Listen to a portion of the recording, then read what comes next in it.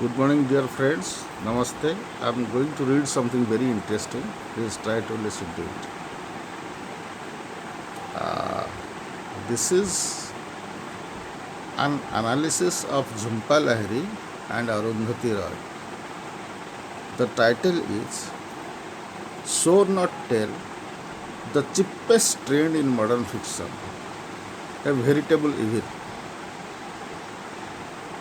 Today, show not tell is a universally accepted principle in the sphere of fiction writing.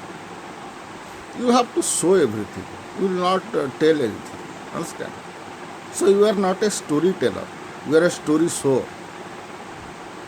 The editors and critics give so much emphasis on this veritable evil that the fiction writers of today blindly follow it like flocks of sheep.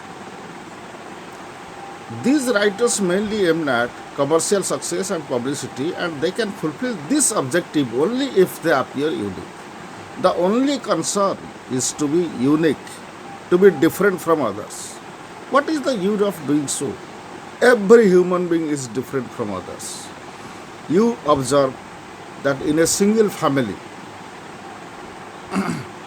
every member has his own style of speaking, has his own style of behavior, has his own unique behavior. Understand?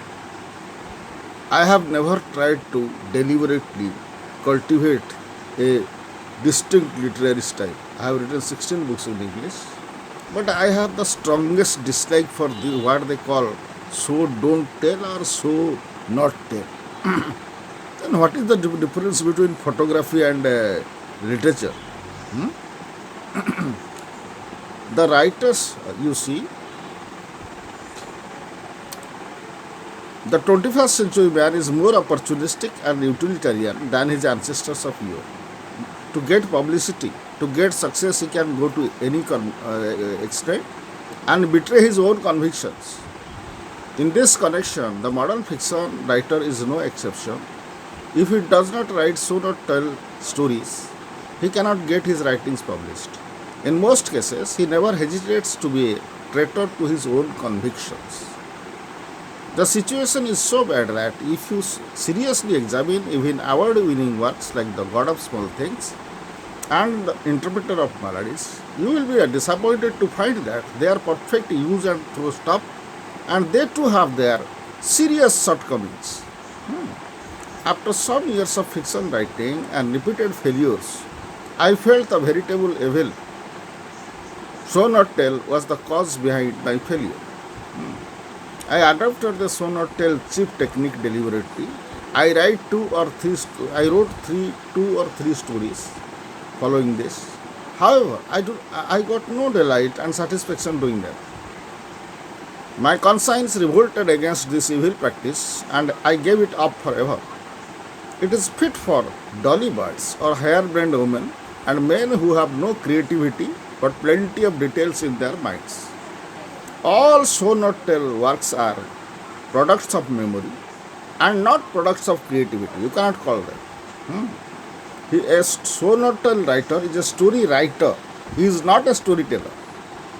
I recently saw an American man lauding a woman writer for something cheap like show not tell.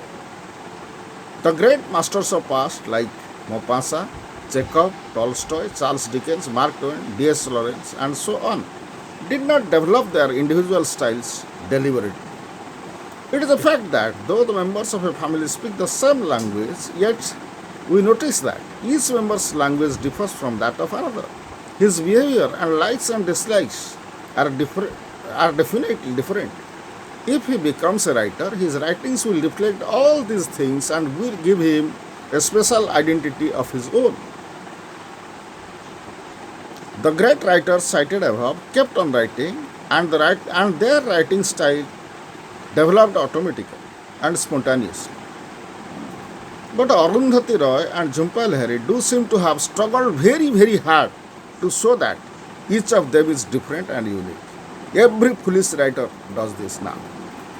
Each writer is already different from others and unique just as every man is already different and unique. It is pure ignorance which prompts an immature intellectual or literary critic to advise writers to keep struggling deliberately to develop a special and distinct style. Understand?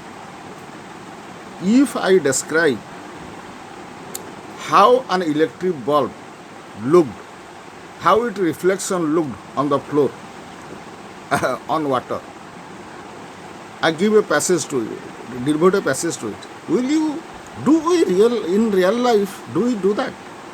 Do we observe the shoes for 2 3 minutes and what is written when it was manufactured and its laces looked like black earthworms and what was its color and matching it like it is looked like a bullfrog, yellow bullfrog. And another thing you notice, every fool, every sonatel writer writes blue, yellow, green. Colors are very important. Without colors, there is nothing. Modern writing is painting. Then what is the difference between painting and literature? Painting, photography, literature have become one. I will tell you something more interesting. How one writer uses hot, perhaps 100 times in her novel. Small eyes, legs, lips, teeth, hair. These are the things described again and again.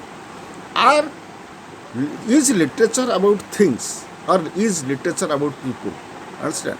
I will tell you more interesting things and you will laugh a lot. You will find the same things everywhere.